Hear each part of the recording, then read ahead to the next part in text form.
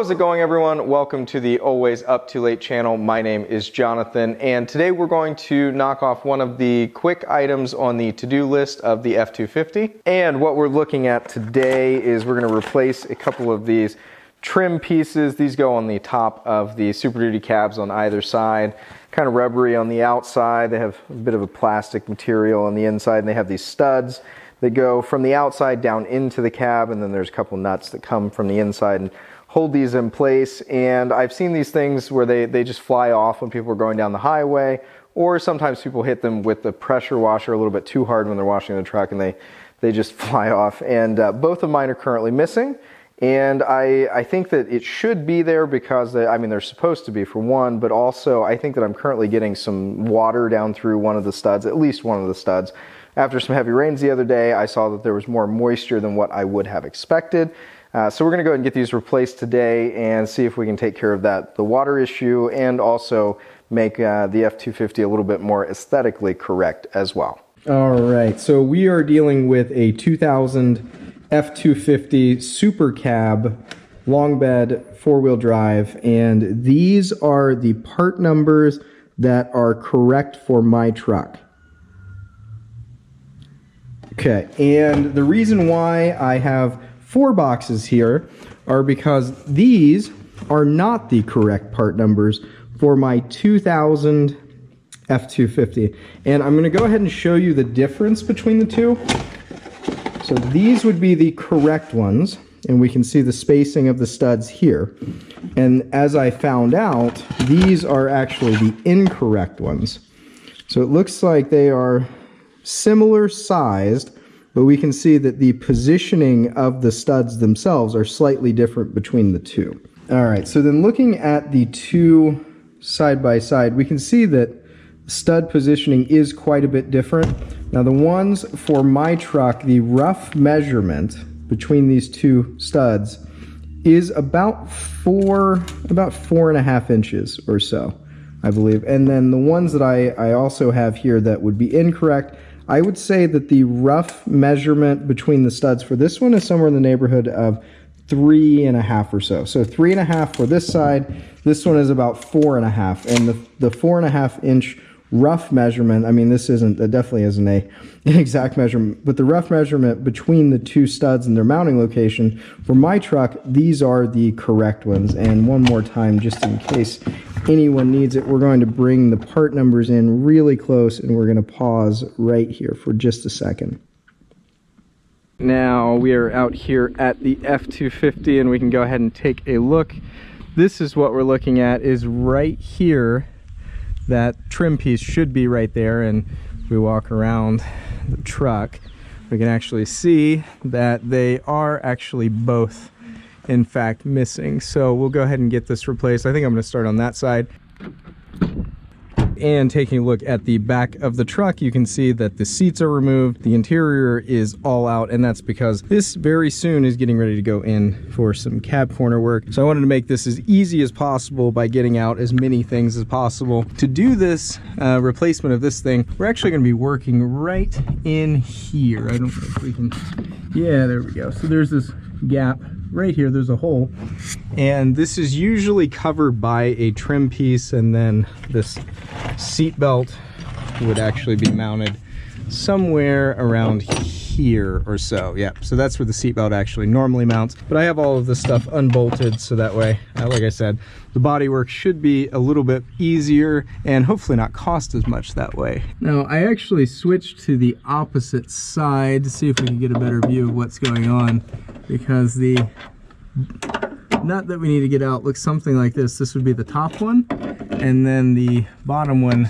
comes in something like this. So it's going to take a long extension and swivel, and it's really, really important to make sure we keep a hold of these nuts when they get very, very loose, because if they drop down, they will fall pretty much all the way down into this cavity, and they will be gone forever. So we're going to try very hard to keep a hold of those and keep those from falling all the way down. We're using a deep well on this to try to get a hold of this. And now one thing that I'm going to do is I'm going to reach around with my other hand out the other side and grab a hold of the other side of the stud to keep it from spinning. So I have a hold of the stud on the outside, and I'm slowly spinning the nut on the inside, trying extra hard to make sure that it does not fall. Let's see where we are. Okay, a little bit further to go here. So now I'm spinning it on the outside with my other hand and holding it steady on the inside. And now, as you can see, we have one. We haven't lost this yet. Okay, so now we're gonna get this upper one here. It was finger tight. We didn't need the ratchet. Okay, and I have a hold of the stud on the outside, so I'm just gonna spin that from the outside, holding the nut as steady as possible from the inside. Okay, and now we have the other one here as well. So both of those are in there, and then looking up through there, so that's a hole right to the outside. And so yeah, I think I've been getting some moisture from those now. All right, so now that we are here, we have the old studs removed, we have the nuts safely stored. We need to sort out which one of these goes on which side. I don't think that one's right. Yeah, looks like that may be the other side. So now, let me see. That one does kind of lay in there like that. That looks kind of like it should. Yeah, okay. So now we're getting it where it should be. Let's just flip it around and make sure that it doesn't go the other way. Okay, all right, yep. So it looks like these can only really go on the right way, one direction. So this one goes down in there like that. Yeah, we'll start it. Okay, so yeah, we're gonna start it under the bottom first and then work it in. That seems to work way better. Peel the strip back. There we go. Okay, so now it's actually fitting in there the way that it's supposed to, it looks like. All right, now we're going to start again with the top stud, and I'm using a 9mm socket on an extension, and I just want to get those started so that way they don't fall down into where they're not supposed to. So it looks like I have that one on there pretty well. I'm holding from the outside and also working from the inside as well. I'm going to put a swivel socket on here to see if we can get this to go on there a little bit better. Again, being very, very gentle here. We do not want to drop that down in the cavity behind it. I can't really tell if it's going or not, but yep, it looks like it did. Good. So we're just going to snug these up.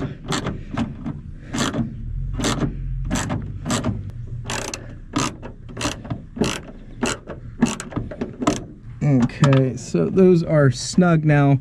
Again, I want to make sure that I don't over tighten those because I don't want to snap anything out of here. Now that we have both of those pieces installed, I am pretty happy with how that turned out. I think they look pretty good. I think it is weird seeing them though, because I haven't had them there for so long, but I do think they look pretty good with the gloss black roof wrap. Overall, I am pretty happy with how that turned out, and hopefully it keeps some of the water and moisture that I was getting down in here out as well. I mean, it is a trim piece and it's supposed to keep some water out, I would assume. And overall, I am really happy with where this project is currently. So we successfully replaced the trim pieces on the F250. I know it's not the most exciting thing in the world. However, it is part of a much bigger initiative that I am currently working on the F250. It's getting ready to go into the body shop for cab corners.